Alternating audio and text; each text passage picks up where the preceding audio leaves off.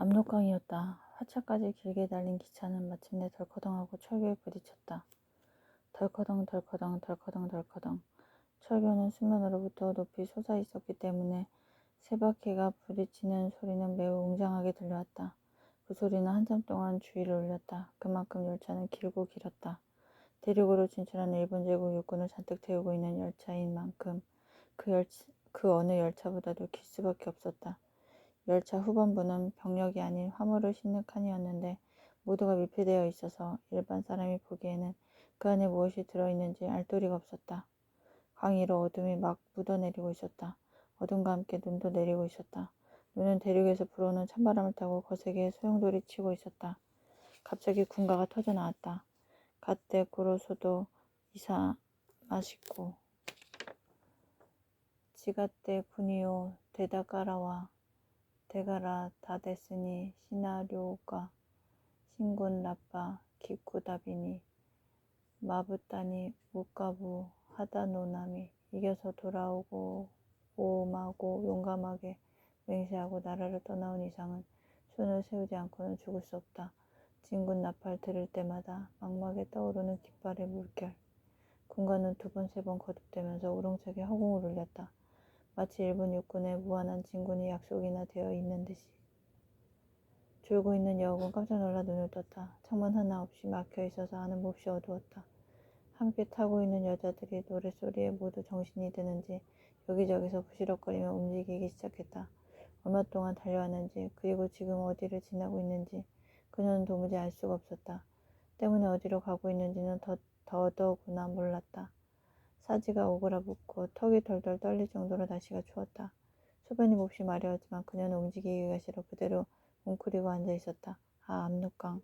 누군가가 어둠 속에서 떨리는 목소리로 낮게 소리쳤다. 잠깐 무거운 긴장이 흐른 다음 여자들은 우르르 일어나 문틈으로 밖을 내다보았다. 그제서야 여우기도 몸을 일으켜 문 쪽으로 기어갔다. 시야가 확 트이지는 않았지만 다리 난간이 휙휙 지나가는 것이 보였고 눈이 내리는 것도 보였다. 얼어붙은 강물을 보자 눈물이 왈칵 쏟아졌다. 말로만 듣던 압록강이었다. 이 국경의 강을 건너면 어쩐지 영영 돌아오지 못할 것만 같았다. 강을 건너자 기차는 길게 기적을 울렸다. 여우는 눈물을 닦고 도로 제자리에 가 앉았다. 그녀가 탄 칸은 화차의 맨 끝에 매달려 있었다. 화물칸에는 모두 무기가 들어있었다.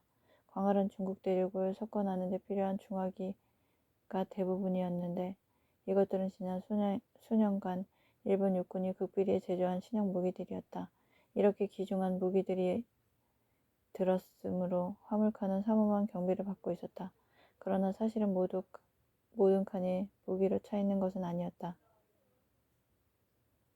화차의 맨 마지막 칸에는 일단의 사람들이 들어 있었는데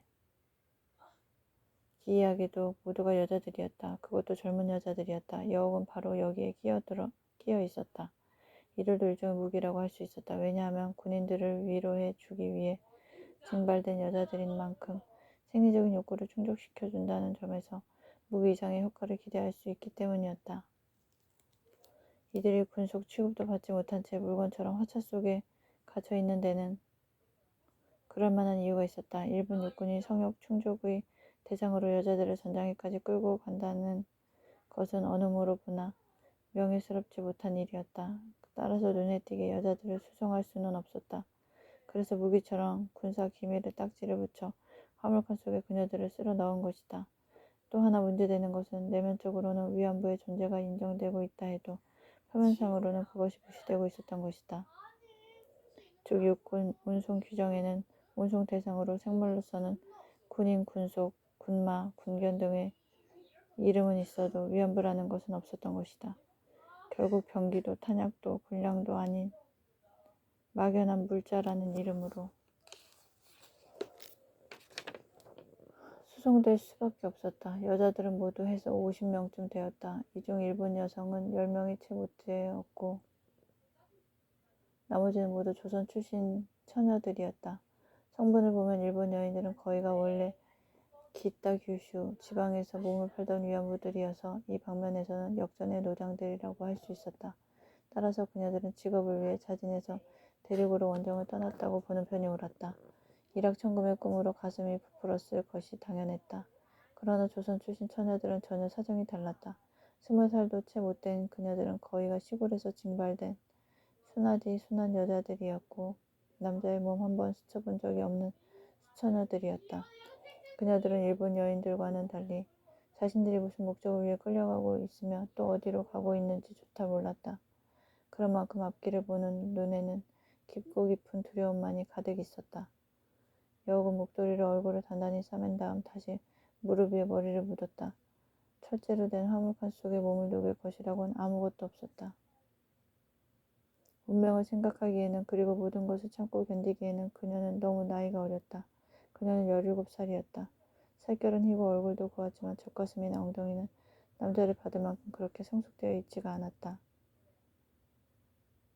나이가 어린 것은 그녀뿐만이 아니었다. 조선 여인 거의가 아직 부모의 품에서 어리광이나 부릴 그런 나이였다. 그러나 이제 자신의 몸을 자신이 돌봐야 할 때가 온 것이다. 그것도 가혹하게 닥쳐온 것이다. 그렇지만 이런 사정을 알고 있는 여자는 아무도 없었고 알았다 해도 거기에 대처할 마음의 준비가 되어 있지가 못했다. 국경을 넘었다는 사실 그리고 무섭게 춥다는 것만으로도 여우은 금방 숨이 넘어갈 것만 같았다. 밖은 이제 완전히 어두워 있었다. 바람은 더욱 거세어지고 앞을 분간할 수 없을 정도로 눈이 내리고 있었다. 점점 속도가 떨어지던 기차는 어느 간이역에서 마침내 멈춰버리고 말았다. 국경을 넘은 지 4시간 만이었다. 기관차는 허연 중기를 내뿜으며 거친 소리를 내다가 이윽고 잠잠해져 버렸다. 간이역을 지키는 일본군 수비대원 2명이 중국인 여권에게 등불을 들게 하고 뛰어왔다. 이미 정장을 하고 기다리고 있던 야스무라 대자는 앉은 채로 그들을 맞았다. 수비대원 중에 하나인 오장이 몸을 떨듯이 하면서 경례를 붙였다. 그리고는 더듬거리는 목소리로 말했다. 눈 때문에 더 이상 갈 수 없습니다. 교통이 두절됐다는 연락이 왔습니다. 알고 있어 좀 기다리기로 하지. 대자는 눈을 한번 뒤로 굴리더니 기분 나쁘다는 듯이 이맛살을 찌푸렸다. 사진 얼굴은 주기로 붉게 달아올라 있었다. 눈이 째진 것이 몹시 사나운 인상이었다. 이봐 오장 여기 잘 데가 있나? 네 있습니다. 그럼 잠자리를 마련해놔. 곧 갈 테니까. 네 알겠습니다. 대자를 맞은 수비대는 긴장했다. 수비대를 지휘하는 자의 계급이 기껏해야 오장이었으니 그럴 수밖에 없었다. 조그만 마을이라 숙박시설도 없었다. 오장은 가장 큰 민가 한 채를 비우게 한 다음 거기로 야스무라 대자를 안내했다. 장교 몇 명이 대자를 수행했을 뿐 사병과 여자들은 그대로 열차에 남아 있었다. 그들은 숙박할 장소가 없었기 때문에 열차에서 밤을 지새워야 했다. 대자는 잠자리에 들기 전에 술 한 잔을 또 들이켰다. 왠지 침울한 기색이었다. 주무십시오. 술을 따라주던 젊은 부관이 말했다. 대자는 상의 단추를 풀어 헤치면서 답답하다는 듯 머리를 흔들었다. 잠이 올 것 같지 않은데 여자를 부르겠습니다. 부관은 민첩하게 대응했다. 대자는 별로 흥미없다는 듯 입맛을 툭 다졌다. 그러나 요구 조건은 세부적이었고 정확했다. 조선 애를 하나 데려와봐. 나이 어리고 이쁜 놈을 말이야. 부관은 웃지도 않고 뛰어갔다. 야스무라 대자가 여자를 좋아한다는 건 이미 정평이 나 있는 사실이다. 정력이 출중한 40대 사나이가 수년 동안 마누라 곁을 떠나 있으니 여자 생각이 안 날 수 있겠는가. 욕정을 푼다는 건 내일의 대업을 위해서도 반드시 필요한 일이야. 위안부들이 들어있는 화물칸 앞에 이르자 부관은 숨을 깊게 들이마셨다. 화물칸 속에 처박아둔 여자들이 어떻게 되었는지 궁금했다. 철문을 밀어젖히자 오줌 냄새가 확 풍겨왔다. 이런 망할 것도 오줌 아무데나 싸면 되나. 부관은 중얼거리면서 회전 전등으로 안을 비췄다. 불빛을 보자 여자들은 숙였던 고개를 들고 불안한 시선을 보내왔다. 니폰징은 그대로 앉아있고 조선징만 모두 일어서봐. 빨리. 부관의 고함소리에 조선 여자들은 슬슬 몸을 움직거렸다. 그러나 얼른 일어서려고 하지는 않았다. 병사 2명이 뛰어 올라가 총대로 위협을 하자 그제야 그녀들은 주춤주춤 일어섰다. 뒤에 서 있는 여자들이 보이지 않자 부관은 뛰어 올라가 한 사람 한 사람 세밀히 불을 비춰보았다. 그리고 5명을 추려냈다. 그 중에는 여우기도 끼어 있었다. 이 애들을 데리고 나를 따라와. 부관은 병사들에게 이렇게 지시하고 앞장서서 걸어갔다. 밖으로 나오자 사르에는 찬바람이 불어닥쳤다. 눈 속으로 발이 푹푹 빠져서 걸음을 옮기기가 불편했다. 여우는 고무신을 벗어 눈을 탁탁 털었다. 어디로 가는지는 몰라도 어서 따뜻한 곳으로 가서 더운 밥이라도 한 그릇 먹었으면 싶었다. 바람을 막으려고 그녀는 보따리로 얼굴을 가리면서 걸어갔다.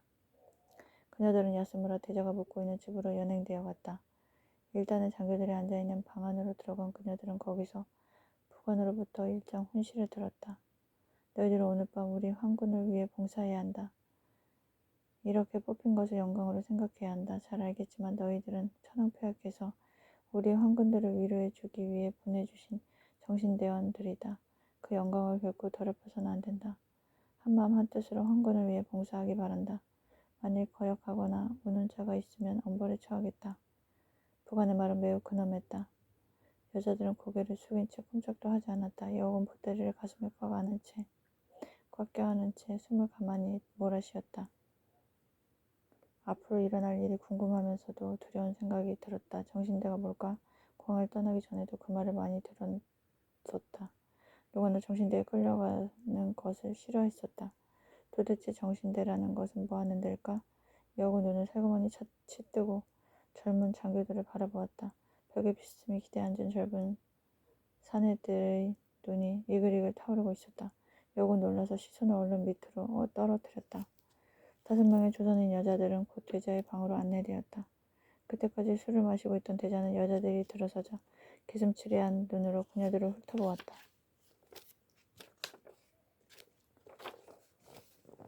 여우군 야스무라 대자의 시선이 자기에게 머무는 것을 느끼자 전신에 소름이 끼쳤다.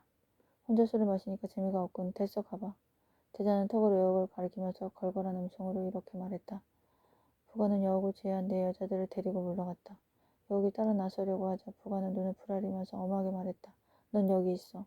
그 한마디에 여우는 바위 덩이에 눌린 듯 그 자리에 얼어붙어 버렸다. 문이 닫히자 눈앞이 캄캄해왔다. 대자가 뭐라고 말하는 것 같았지만 그녀의 귀에는 제대로 들리지가 않았다. 이리 오라니까. 화가 난 대자가 바로 고함을 질렀다. 여우가 한대짝 놀라서 주춤 술상 앞으로 다가갔다. 이리로 와. 대자는 소녀를 옆으로 다가오게 했다. 몇 발짝 다가오던 그녀가 더 이상 움직이려고 하지 않자 그는 우악스럽게 그녀의 손을 낚아챘다. 여우는 허물어지듯 사내의 품으로 쓰러졌고 그 바람에 보따리가 방바닥 위를 굴러갔다. 대자는 그녀의 허리를 끌어안고 얼굴을 마구 부벼댔다. 여우는 숨이 막혀서 몸부림을 쳤다. 술 냄새가 지독하게 풍겨왔다. 그녀는 두 손으로 사내를 밀었지만 사내의 가슴은 거대하고 단단했다. 사내는 껄껄거리고 웃으면서 여우의 엉덩이를 두드렸다. 제법 살이 통통이 쪘는데 자 술이나 한 잔 따라. 여우는 벽으로 돌아앉아 뛰는 가슴을 진정했다. 이곳을 얼른 도망쳐야 한다는 생각만이 간절했다. 그러나 생각과는 달리 몸은 움직여지지가 않았다. 2번씩 말하게 하지 말아라. 난 피곤하다. 사내의 말소리가 갑자기 근엄하게 변했기 때문에 여우는 겁이 났다.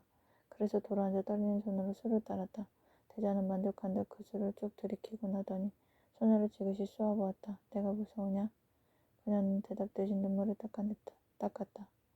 묻는 말에 대답해. 내가 무서우냐? 소녀는 고개를 끄덕였다. 몇 살이냐? 17입니다. 17이라 좋은 나이다. 남자라 알아야 할 때다. 목소리도 곱고 살결도 곱구나. 제국 말을 잘하는 걸 보니까 학교도 다닌 모양이구나. 그는 여우의 손을 쥐고서는 그것을 들여다보았다. 여우는 손을 빼어서는 얼른 치마폭으로 감쌌다. 대자는 무슨 생각이 났는지 곁에 풀어놓은 군도를 빼어들었다. 불빛을 받자 칼날은 푸른 빛을 뿜었다. 그는 손끝으로 칼날을 쓰다듬으면서 묘하게 입을 비틀어 웃었다. 차갑고 섬찟한 웃음이었다. 전장에서 무수히 사람을 죽여온 자라면 의뢰에 갖게 되는 그 변태적인 가학성이 그에게도 발동하는 모양이었다.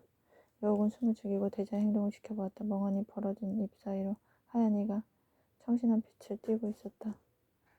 대자는 군도를 짚고 천천히 일어섰다. 살이 찐 데다 키가 커서 방안이 그의 몸으로 꽉 차는 것 같았다. 그는 발로 술상을 움목으로 밀었다. 그리고는 군도를 높이 쳐들었다. 천장이 높지 않았기 때문에 칼은 천장을 뚫고 쑥 들어갔다. 그는 안 되겠다고 생각했는지 군도를 내리고 무릎을 꿇었다. 그리고 다시 군도를 높이 쳐들었다가 얕하는 기합 소리와 함께 술상을 힘껏 내려쳤다. 두꺼운 술상은 순식간에 두동강이 나고 깨진 술병과 그릇들이 사방으로 튀었다. 여우는 눈을 내려뜨면서 전신을 바들바들 떨었다. 꼭 죽을 것 같았다. 고개를 들어 머리 위에서 태자의 목소리가 무겁게 떨어졌다. 여우는 고개를 들었다. 얼굴은 하얗게 질려 있었고 입술은 바짝 말라 있었다. 말을 안 들으면 저렇게 잘라버릴 테다. 나는 여자들을 많이 죽여왔어. 너 같은 거 하나 죽이는 건 문제가 아니야. 내 말 알아듣겠나? 태자는 우뚝 서서 그녀를 내려다보았다. 바들바들 떨고 있는 어깨를 보자. 그는 만족한 기분이 드는 모양이었다. 그러나 그런 내색을 얼른 지워버리고 다시 엄숙한 표정을 지었다.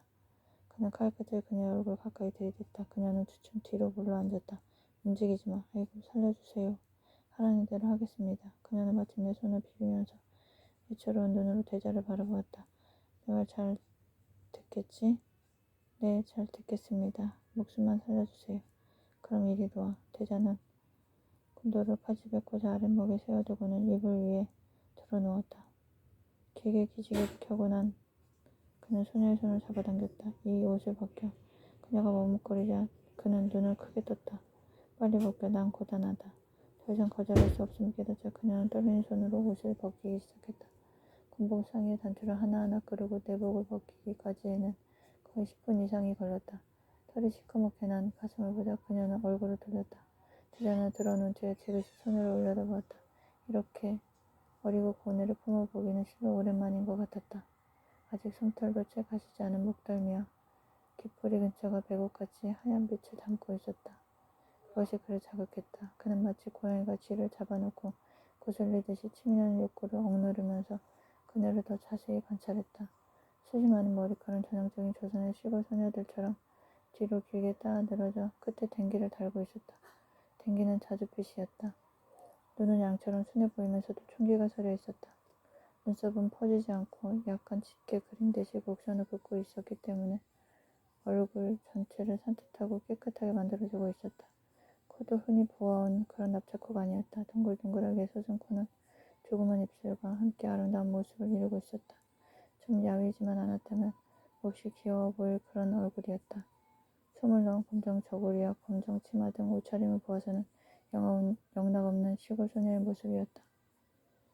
그러나 일본말 알아듣는 것이라든지 말하는 폼 그리고 전체적으로 느껴지는 기쁨 같은 것을 보아서는 단순한 시골 소년만은 아닌 것 같았다.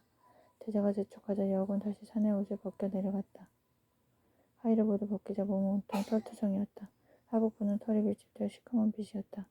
살찐 몸이면서도 근육으로 덮여 있었다. 여우는 고개를 모로 돌린 채 죽은 듯이 앉아 있었다. 시커먼 털은 끔찍스러웠다. 흡사 짐승을 보는 것만 같았다. 야스무라 태자는 갑자기 몸을 일으켰다. 그리고는 다시 군도를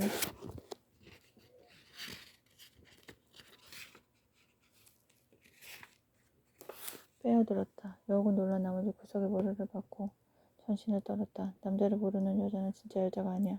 오늘 밤 내가 너를 여자로 만들어주겠다. 영광으로 알아야 해. 우선 그 머리부터 자르자. 이렇게 내뱉은 대자는 여우의 머리채를 휘어잡더니 군도로 그것을 쑥 잘라버렸다. 조금도 지체하지 않는 신속하고 냉혹한 행동이었다. 대자는 잘린 머리채를 움목으로 집어던졌다. 두 손으로 뒷머리를 감싸진 여우는 울음을 터뜨렸다. 그러나 상대가 너무 무서웠기 때문에 큰 소리로 울 수도 없었다. 울음을 집어삼키느라고 그녀의 얼굴은 붉게 상기되고 몸은 더욱 떨렸다. 머리를 잘린 그녀의 모습은 무슨 몰골로 변해 있었다. 흡사 꽁지 빠진 장닭 같은 모습이었다. 요코 야스무라는 불을 끈 다음 여우를 번쩍 안아 이불 위에 눕혔다. 여우는 바둥거렸지만 사내가 위에서 어깨를 꽉 누르자 더 이상 움직일 수가 없었다. 무엇보다도 공포감에 짓눌려 버렸기 때문에 그녀는 몸이 굳어서 저항할 수가 없었다. 이미 그녀는 생명이 없는 것이나 마찬가지였다.